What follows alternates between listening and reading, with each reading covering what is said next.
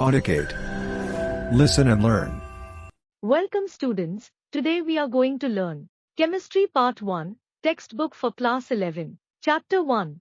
Some basic concepts of chemistry. Chemistry is the science of molecules and their transformations. It is the science not so much of the 100 elements but of the infinite variety of molecules that may be built from them. Roald Hoffmann. Objective. After studying this unit, you will be able to appreciate the contribution of India in the development of chemistry, understand the role of chemistry in different spheres of life, explain the characteristics of 3 states of matter, classify different substances into elements, compounds and mixtures, use scientific notations and determine significant figures, differentiate between precision and accuracy, define SI base units and convert physical quantities from one system of units to another. Explain various laws of chemical combination. Appreciate significance of atomic mass, average atomic mass, molecular mass and formula mass. Describe the terms mole and molar mass. Calculate the mass % of component elements constituting a compound. Determine empirical formula and molecular formula for a compound from the given experimental data, and perform the stoichiometric calculations. Science can be viewed as a continuing human effort to systematize knowledge for describing and understanding nature. You have learnt in your previous classes that we come across diverse substances present in nature and changes in them in daily life. Curd formation from milk, formation of vinegar from sugarcane juice on keeping for prolonged time, and rusting of iron are some of the examples of changes which we come across many times. For the sake of convenience, science is subdivided into various disciplines: chemistry, physics, biology, geology, etc. The branch of science that studies the preparation, properties, structure, and reactions of material substances is called chemistry. Development of chemistry. Chemistry, as we understand it today, is not a very old discipline. Chemistry was not studied for its own sake, rather it came up as a result of search for 2 interesting things. 1. Philosopher's stone, Paras, which would convert all baser metals, example, iron and copper, into gold. 2. Elixir of life, which would grant immortality. People in ancient India already had the knowledge of many scientific phenomena much before the advent of modern science. They applied that knowledge in various walks of life. Chemistry developed mainly in the form of alchemy and iatrochemistry during 1300 to 1600 Common Era. Modern chemistry took shape in the 18th century Europe, after a few centuries of alchemical traditions, which were introduced in Europe by the Arabs. Other cultures, especially the Chinese and the Indian, had their own alchemical traditions. These included much knowledge of chemical processes and techniques. In ancient India, chemistry was called Rasayan Shastra, Ras Tantra, Ras Kriya or Ras Vidya. It included metallurgy, medicine, manufacture of cosmetics, glass, dyes, etc. Systematic excavations at Mohenjo-daro in Sindh and Harappa in Punjab prove that the story of development of chemistry in India is very old. Archaeological findings show that baked bricks were used in construction work. It shows the mass production of pottery, which can be regarded as the earliest chemical process, in which materials were mixed, molded and subjected to heat by using fire to achieve desirable qualities. Remains of glazed pottery have been found in Mohenjo-daro. Gypsum cement has been used in the construction work. It contains lime, sand and traces of CaCO3. Harappans made faience, a sort of glass which was used in ornaments. They melted and forged a variety of objects from metals such as lead, silver, gold and copper. They improved the hardness of copper for making artifacts by using tin and arsenic. A number of glass objects were found in Maski in South India, 1000 to 900 before Common Era, and Hastinapur and Taxila in North India, 1000 to 200 before Common Era. Glass and glazes were colored by addition of coloring agents like metal oxides. Copper metallurgy in India dates back to the beginning of Chalcolithic cultures in the subcontinent. There are much archaeological evidences to support the view that technologies for extraction of copper and iron were developed indigenously. According to Rigved, tanning of leather and dyeing of cotton were practiced during 1000 to 400 BCE. The golden gloss of the black polished ware of northern India could not be replicated and is still a chemical mystery. These wares indicate the mastery with which kiln temperatures could be controlled. Kautilya's Arthashastra describes the production of salt from sea. A vast number of statements and material described in the ancient Vedic literature can be shown to agree with modern scientific findings. Copper utensils, iron, gold, silver ornaments and terracotta discs and painted grey pottery have been found in many archaeological sites in North India. Sushrut Samhita explains the importance of alkalis.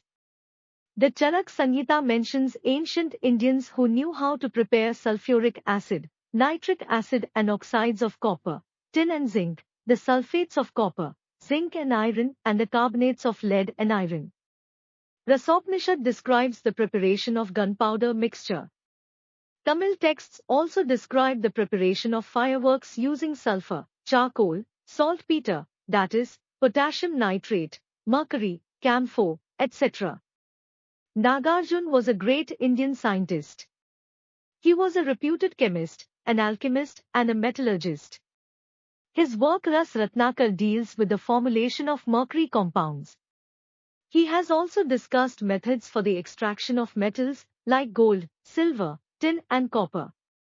A book, Zarnavam, appeared around 800 Common Era.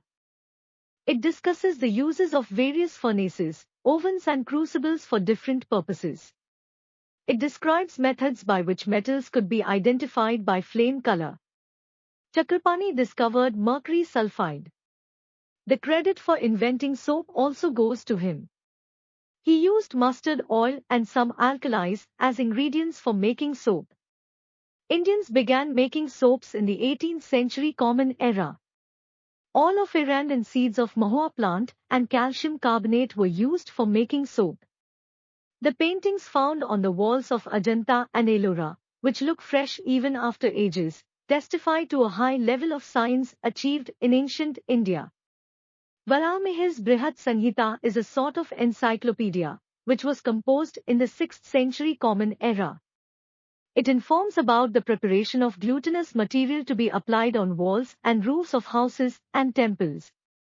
It was prepared entirely from extracts of various plants, fruits, seeds and barks, which were concentrated by boiling, and then treated with various resins.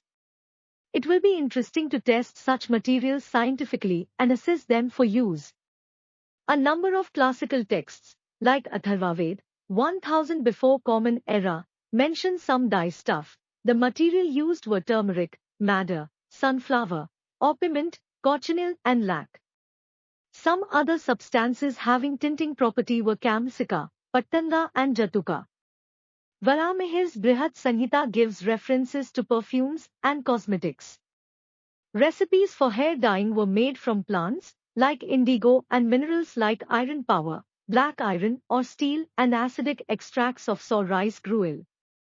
Gandhayukli describes recipes for making scents, mouth perfumes, bath powders, incense and talcum power.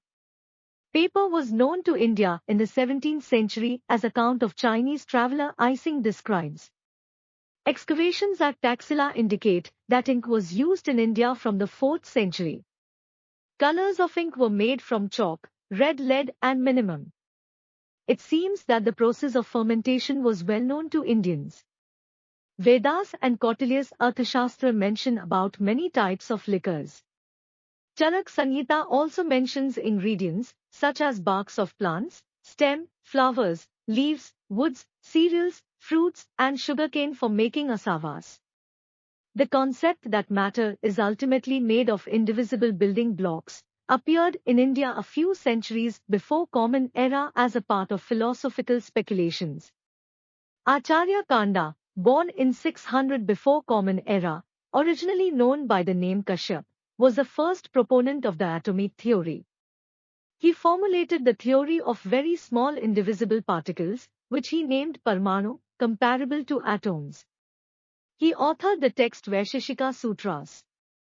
According to him, all substances are aggregated form of smaller units called atoms, Parmanu, which are eternal, indestructible, spherical, suprasensible, and in motion in the original state.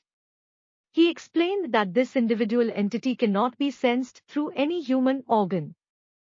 Kanda added that there are varieties of atoms that are as different as the different classes of substances. He said these, Parmanu, could form pairs or triplets, among other combinations, and unseen forces cause interaction between them. He conceptualized this theory around 2500 years before John Dalton, 1766 to 1844. Charak Samhita is the oldest Ayurvedic epic of India. It describes the treatment of diseases. The concept of reduction of particle size of metals is clearly discussed in Charak Samhita. Extreme reduction of particle size is termed as nanotechnology. Charak Samhita describes the use of bhasma of metals in the treatment of ailments. Nowadays, it has been proved that bhasmas have nanoparticles of metals. After the decline of alchemy, iatrochemistry reached a steady state, but it too declined due to the introduction and practice of Western medicinal system in the 20th century. During this period of stagnation, pharmaceutical industry based on Ayurveda continued to exist, but it too declined gradually. It took about 100 to 150 years for Indians to learn and adopt new techniques. During this time, foreign products poured in. As a result, indigenous traditional techniques gradually declined. Modern science appeared in Indian scene in the later part of the 19th century. By the mid-19th century, European scientists started coming to India and modern chemistry started growing. From the above discussion, you have learnt that chemistry deals with the composition, structure, properties and interaction of matter and is of much use to human beings in daily life.